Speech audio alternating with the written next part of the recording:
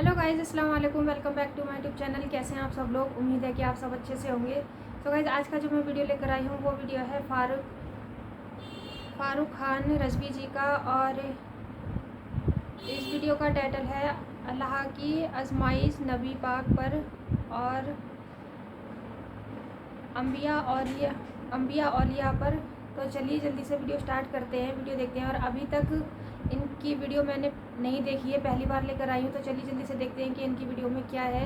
और अभी तक मेरे चैनल पे नए हैं, सब्सक्राइब नहीं किया है तो प्लीज़ जल्दी से मेरे चैनल को सब्सक्राइब कर लीजिए। तकी हो, लोगों से बेनियाज हो और गोशा नशीनी को इख्तियार करने वाला।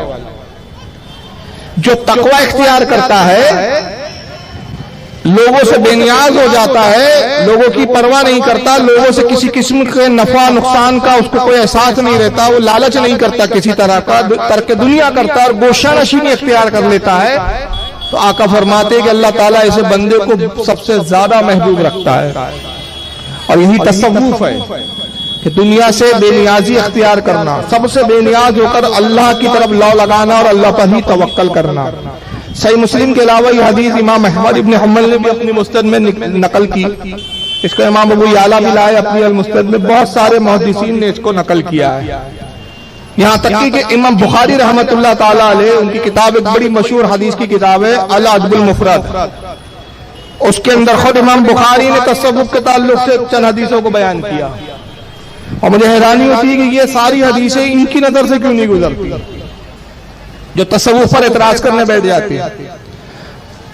ये हदीस इमाम अहमद इब्न हम्बल ने भी इसको नकल किया। मैं जो हदीस पेश कर रहा हूं इमाम बुखारी रहमतुल्लाह अलैह अदबुल मुफरद हदीस नंबर 510 पर, और इमाम अहमद इब्न हम्बल ने अपनी मुस्नद में इसको हदीस नंबर 11883 पे लिखा कि हज़रत अबू सईद खुदरी रज़ियल्लाहु ताला अन्हु कहते हैं कि रसूलुल्लाह का मर्जुल मौत का वक्त था, नबी पाक सल्लल्लाहु अलैहि वसल्लम की बीमारी के अय्याम है और वो आखिरी वक्त है जब उसके बाद हुजूर का विसाल हो गया।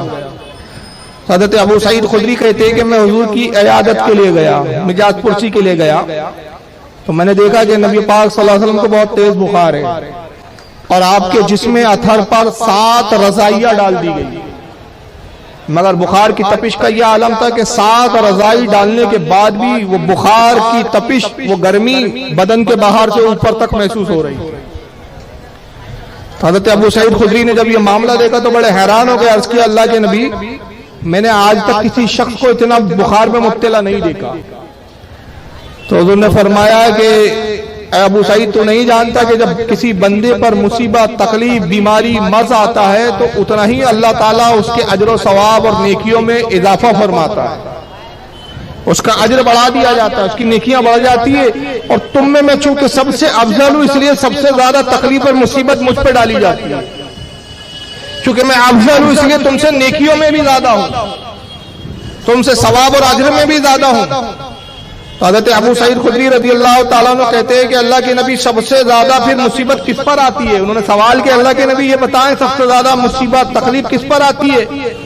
तो आका ने फरमाया अबू सईद सुनो, सबसे ज्यादा मुसीबत तकलीफ अंबिया पर आती है और नबियों के बाद सालिहीन पर, अल्लाह के वलियों पर आती है। और फिर इसके बाद आपने मिसाल देते फरमाया इन कान नबिय्यु मिनल अंबियाई युब्तला बिल कुम्मिली हत्ता यक़्तुलूहु, कहा कि अंबियाओं में, नबियों में एक नबी ऐसे भी गुजरे कि उन्हें अल्लाह ताला ने आजमाया, तो उनकी आजमाइश की गई और उन्हें इस कदर आजमाया गया कि जो लिबास पहनते थे उसके अंदर जुएं पड़ गई, और वो जुएं जो होती थी वो उनको काटती थी और वो जुओं को मार दिया करते थे, लेकिन लिबास उन्होंने बदला नहीं। एक लिबास में उस नबी ने पूरी जिंदगी गुजार दी, और एक लिबास में जो पूरी जिंदगी गुजार देता है, एक लिबास जब तक पूरी तरह बोसीदा होकर तार तार ना हो जाए लिबास तब्दील नहीं करता, उसी को सूफिया की और औलिया की इस्तिलाह में कहते हैं कलंदर। गोया हुजूर बता रहे हैं कि नबियों में भी कलंदर गुजरे, अंबिया में भी इस तरह के बुजुर्ग गुजरे जिन्होंने तसव्वुफ को इख्तियार किया। आका ने कहा उनके लिबास में जो है आजमाइश की गई, उनके फक्र फाका किया गया। बड़ी तवील हदीस है, यहाँ तक कि उनके जिस्म में वो क्या कहते हैं चूटियां वो हो गई, जुमे हो गई, वो उसको मारते। और फिर आगे हुजूर सल्लल्लाहु अलैहि वसल्लम ने फरमाया, ये इमाम बुखारी ने इसको बड़ी तफसील के साथ हदीस को बयान किया, इमाम अहमद ने भी, कि एक चादर वो ओढ़े होते जिस्म पर, उसी चादर में वो अपना बदन छुपा लेते थे और उसी चादर में उन्होंने पूरी जिंदगी अपनी गुजार दी। اور اسی چادر میں پھر ان کا انتقال ہوا۔ تو گویا امام بخاری نے اس حدیث کو اپنی ادب المفرد میں اور امام احمد ابن حنبل نے اس حدیث کو لکھ کر بتایا کہ یہ جتنے محدثین تھے یہ اپنے وقت کے محدث بھی تھے اور اپنے وقت کے صوفیہ بھی تھے، اپنے وقت کے اولیاء بھی تھے۔ جیسے کہ غوث اعظم فرماتے کہ تصوف کی پہلی چیز کیا آتی ہے؟ اپنے آپ کو قناعت پسند کر لینا، بھوک کو اختیار کر لینا۔ اور بھوک کیا ہے اس کے بارے میں صوفیہ کیا ایک حدیث آئی ہے کہ صوفیہ کرام کہتے ہیں الجوع طعام الانبیاء، کہتے ہیں یہ بھوک جو ہے یہ نبیوں کا کھانا ہے۔ ہمارے لیے بھوک تکلیف دے، لیکن نبیوں کا معاملہ یہ ہوتا ہے، انبیاء کا معاملہ، اولیاء اور صالحین کا معاملہ یہ ہوتا ہے کہ بھوک ان کے کھانے کی طرح ہے۔ بھوک پر ان کو تکلیف محسوس نہیں ہوتی، بلکہ وہ اپنے نفس کو فنا کرتے ہیں بھوک کے ذریعے۔ اور نبی کریم صلی اللہ علیہ وسلم اس پر فائز تھے، چنانچہ صحیح بخاری کی حدیث میں آتا ہے، حضرت عائشہ فرماتی ہیں کہ رسول اللہ مدینہ ہجرت کر کے آئے، اور جس وقت سے حضور نے ہجرت فرمائی آخر وصال تک نبی پاک صلی اللہ علیہ وسلم کے گھر میں، اہل بیت کے گھر میں ایسا ایک دن بھی نہیں گزرا ہو کہ آپ کے ہاں 3 دن تک ایسا بھی ہوا ہے کہ کھانا نہیں پکا ہے، چولہا نہیں جلا ہے۔ پوری زندگی ایسا نہیں ہوا کہ لگاتار 3 دن تک آپ کے کبھی چولہا جلا ہو، کبھی ایک دن پکتا تھا پھر 2 دن نہیں پکتا تھا۔ یعنی قناعت پسندی اور اللہ کی رضا پر راضی ہو جانا، یہی تصوف اور یہی قناعت پسندی تزکیہ نفس صحابہ کرام میں ہمیں نظر آتا ہے۔ حضرت ابوبکر صدیق رضی اللہ تعالیٰ عنہ خلیفہ بنتے ہیں، اور جب خلیفہ بنے تو دوسرے دن آپ کپڑے کے تاجر تھے، بازار میں آپ کپڑے کی دکان لگایا کرتے تھے، تو اپنے کپڑوں کا پوٹلا اٹھایا بازار جانے لگے۔ حضرت عمر نے روک لیا، کہا امیر المومنین کیا ارادہ ہے؟ کہا ٹھیک ہے تم نے مجھے مسلمانوں کا امیر بنا دیا، تم نے مجھے مسلمانوں کا خلیفہ بنا دیا، لیکن اے عمر تم جانتے ہو کہ میرے بیوی ہیں، بچے ہیں، اہل و عیال ہیں، اب اگر میں یہ روزی روٹی کا کام نہ کروں تو میرے بیوی بچوں کا کیا ہوگا؟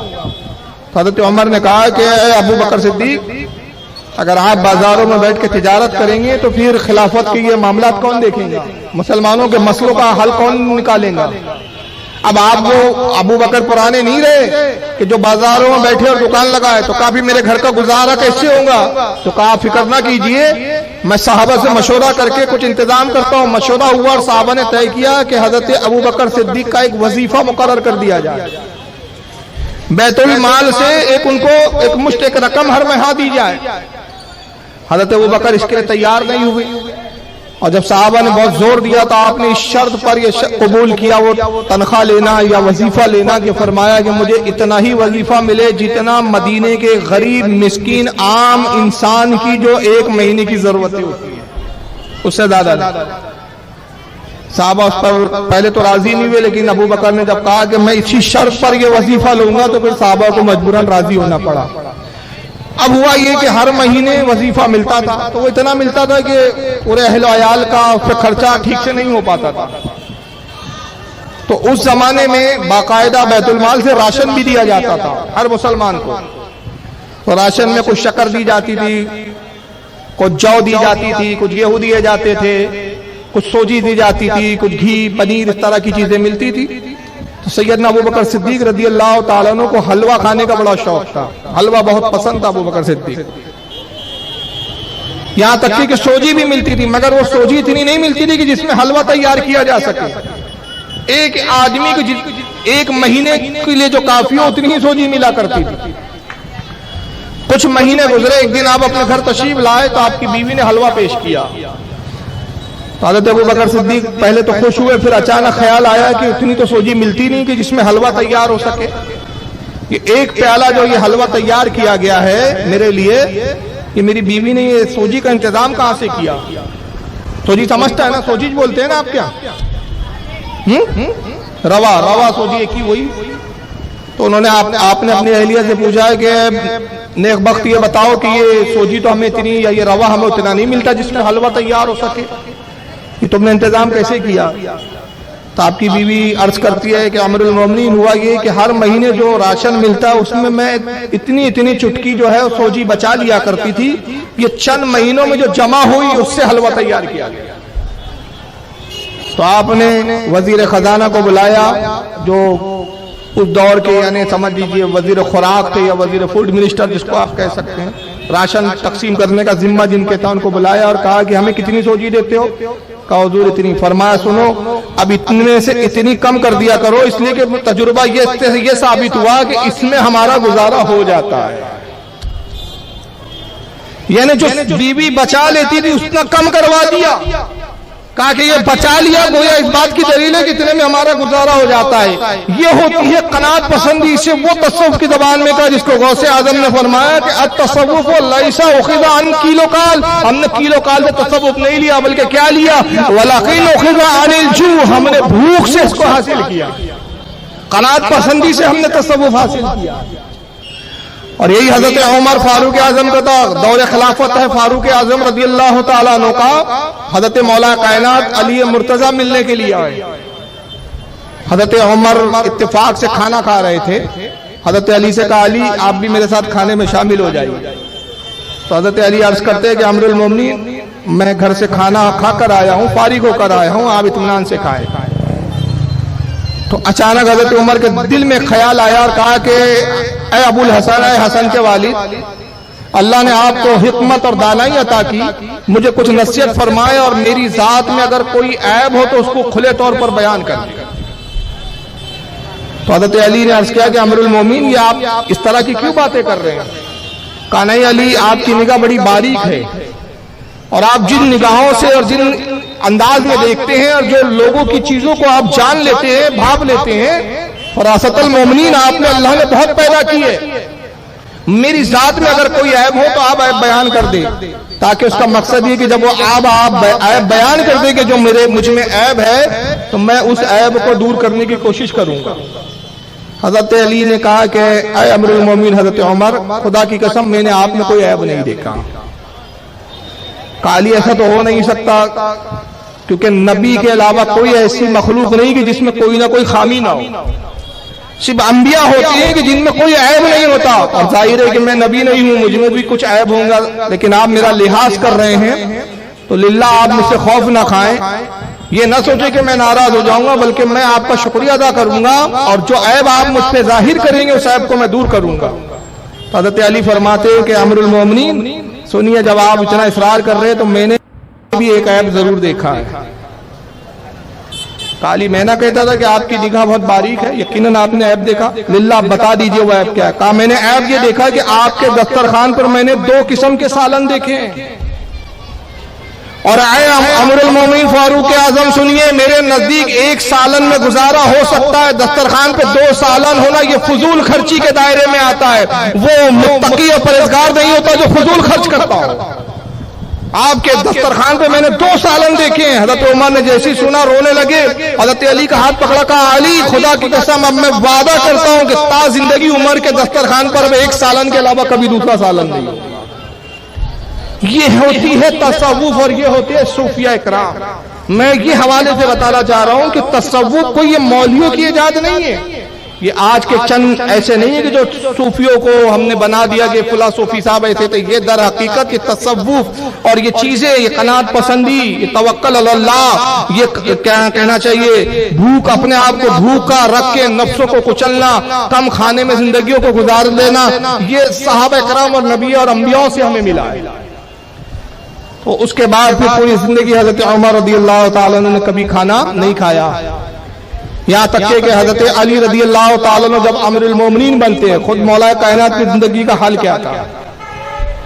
आप कूफा दारुल खुलाफा था आपका खिलाफा, यानी राजधानी कूफा बनाया, 6 महीने राजधानी कूफा में रहते, 6 महीने मदीने में रहते थे। तो एक सहाबी आपसे मुलाकात के लिए पहुंचते हैं, कुछ काम था। तो उस वक्त हजरत अली रज़ियल्लाहु ताला अन्हु कूफा में मुकीम थे। जब रमजान का महीना था, उनका बयान है कि मैं हजरत अली के साथ था और गुफ्तगू कर रहा था कि सहरी का वक्त हो गया। तो मुझे एहसास हुआ कि कई गुफ्तगू इतनी लंबी ना हो जाए कि सहरी का वक्त ना निकल जाए। तो उन्होंने कहा कि अमीरुल मोमिनीन हजरत अली सहरी का वक्त हो गया है, अब मुझे अंदेशा है कि आप मुझसे गुफ्तगू करते रहे तो सहरी का वक्त ना निकल जाए और आपको भी बगैर सहरी के रोजा रखना ना पड़े। तो आपने फरमाया कि तुम सहरी करना चाहो तो कर लो, मेरी सहरी तो बड़ी मुख्तसर होती है। इसका तुम इसकी फिक्र मत करो। कहा हुजूर जो भी आप सहरी करते कर ले। वो साहबी कहते, मुझे उनका भी नाम ज़हन में नहीं आ रहा है, कि मेरा मकसद ये था कि मैं देखूं कि हजरत अली सहरी में खाते क्या है। फरमाते कि मैंने इसरार किया, कहा हुजूर आप सहरी कर लें फिर उसके बाद गुफ्तगू करते हैं। तो हजरत अली अपने हुजरे में दाखिल हुए और जब वापस आए तो वो फरमाते कि मैंने देखा कि कपड़े की पोटली और थैली थी आपकी, और उसको बड़ी मजबूती के साथ रस्सी से बांधा गया था, और आपने उसको मजबूती की वो रस्सी को खोला और उस पर बाकायदा सील और मोहर लगी हुई थी। तो उन्होंने कहा अमीरुल मोमिनीन ऐसी कौन सी कीमती चीज है जिसको इतनी मजबूती से बांधा गया, उस पर सील भी लगाई गई। तो आपने कहा कि ये मेरे नजदीक तो बड़ी कीमती है, लेकिन शायद तुम्हारे नजदीक ये कीमती ना हो। वो फरमाते जब पोटली खोली तो मैं हैरान हो गया, उसमें सत्तू थे। सत्तू क्या होता मालूम है ना आपको? चने को भून कर आटा बना लेते हैं। अब ये कोई बहुत कीमती तो चीज नहीं है। कहा हुजूर की तो मामूली सी चीज है, सत्तू है, और आपने इस पोटली को इतनी सख्ती से बांधा, इस पर सील भी लगाई, इसकी वजह क्या है?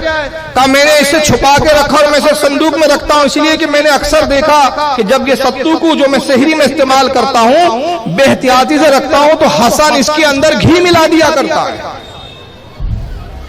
और मैंने घी को अपने ऊपर हराम कर लिया है कि घी रोगनी चीज है, ये तो अमीरों का खाना है। अल्लाह ने हमें लिए दुनिया में ये अमीरी और ठाट बाट की जिंदगी के लिए पैदा नहीं किया, बल्कि इबादत और रियाजात के लिए हमें पैदा किया।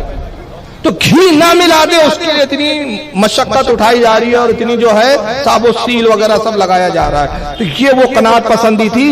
यही वजह है कि रावी कहते हैं कि एक मर्तबा मैंने हजरत अली को देखा कि सर्दी के दिन है और आप आसमान के नीचे खड़े होकर अपने दाढ़ी को सहलाते हैं, अपने दाढ़ी में उंगली करते हैं, और फिर उसके बाद आपने फरमाया कि ए दुनिया, ए दुनिया, ए दुनिया, 3 बार फरमाया कहा ए दुनिया मैंने तुझे तलाक दी, तलाक दी, तलाक दी, और ऐसी तलाक जिससे अब रिजत नहीं हो सकती, दोबारा उसे रुजू नहीं किया जा सकता। ए दुनिया मैंने तुझको तलाक दी और अपने ऊपर तुझको हराम कर लिया। ये सहाबा कराम की जिंदगी थी, और इन्हीं सहाबा की सीरतों से, इन्हीं सहाबा के द्वार से सूफिया में ये चीजें आती है कि नफ्स को मार देना। चुनांचे अल्लाह के नबी सल्लल्लाहु अलैहि वसल्लम की एक हदीस है अद दुनिया चीफतुन व तालिबुहा किलाब, फरमाया दुनिया मुर्दार है। दुनिया क्या है? मुर्दार, और उसके तलब करने वाले कुत्तों की मानींद है। क्योंकि कुत्ते जो होते हैं वो मुर्दार शय पे ललचाते हैं, कुत्ते जो होते हैं वो दुनिया मुर्दार शय की तरफ रगबत करते हैं। तो दुनिया भी एक मुर्दार की तरह है। हदीस पाक में आता है कि आका सल्लल्लाहु अलैहि वसल्लम गुजरे, सही मुस्लिम की हदीस है, एक कचरे के ढेर से आपका गुजर हुआ, साहबा इकराम साथ में, देखा कचरे के ढेर पर एक मरी हुई बकरी पड़ी हुई है, उसमें कीड़े पड़ गए हैं, उसको कुत्ते नोच रहे हैं, कुछ कौवे आसमान से उड़ते हुए आते हैं और वो मुर्दार उसका गोश्त नोचते और फिर उड़ जाते हैं। उस पर चूटियां भी लगी हुई है, कीड़े भी लगे हुए, उस बकरी के छोटे से बच्चे जो मर चुका है मुर्दार कचरे के ढेर पे पड़ा हुआ है, और उससे बदबू और ताफुन निकलता था। साहबा ने अपने रुमालों को लिया और अपने नाकों पे रख लिया। आका ने फरमाया तुम में से कोई है जो इस बकरी के बच्चे को अपने घर ले जाए? वो बच्चा जिसमें कीड़े पड़ गए हैं, वो बकरी का मुर्दार बच्चा जिसमें चूटियां लगी हुई हैं, जिसको कुत्ते भी नोच रहे हैं, कौवे भी जिसका गोश्त नोच नोच के ले जा रहे हैं, तुम में कोई है जो इस बकरी के बच्चे को अपने घर ले जाए? साहबा ने अर्ज किया अल्लाह के नबी ये तो मुर्दार है, बदबू और ताफून है इसमें, ये खाने के लायक नहीं। और फिर ये कि ये तो मुर्दार है, ये हम इसे घर ले जाके क्या करें? फरमाया कोई तुम में से इस बकरी के बच्चे की तरफ रगबत नहीं रखता बल्कि इससे नफरत कर रहा है, और अपनी नाकों पर तुमने कपड़े लगा लिए। खुदा की कसम दुनिया अल्लाह के नजदीक इस मुर्दार बकरी के बच्चे से भी ज्यादा गरीबी थी। इतनी फारूक खान रजवी जी का ये बयान बहुत ही अच्छा था, और इनका ये बयान मैंने पहली बार सुना है, और उन्होंने बड़ी अच्छी अच्छी बातें बताई हैं। इनका बयान मुझे दिल से बहुत अच्छा लगा है। और जब अम्बिया औलिया के ऊपर जब इतनी बड़ी बड़ी आजमाइशें आई हैं और उन्होंने उन आजमाइशों को पूरा करा है, जो भी अल्लाह ने कहा वही उन्होंने करा, जब भी तो आज वो पहचाने जाते हैं और हम सब उनके घर पे भी जाते हैं, उनसे भी दुआएं करते हैं। तो ये बयान बहुत ही ज़्यादा अच्छा था, और उन्होंने कभी भी बात नहीं टाली है, हर बात को माना है, और आज तो ऐसा कोई भी नहीं करता है। तो गाइस ये बयान बहुत ही ज़्यादा अच्छा लगा मुझे। और अगर आपको मेरी वीडियो पसंद आई हो तो प्लीज़ मेरे चैनल को सब्सक्राइब करना ना भूलें, मेरी वीडियो को अंत तक ज़रूर देखें। चलिए भी मिलते हैं अगली वीडियो में, तब तक के लिए अल्लाह हाफिज़।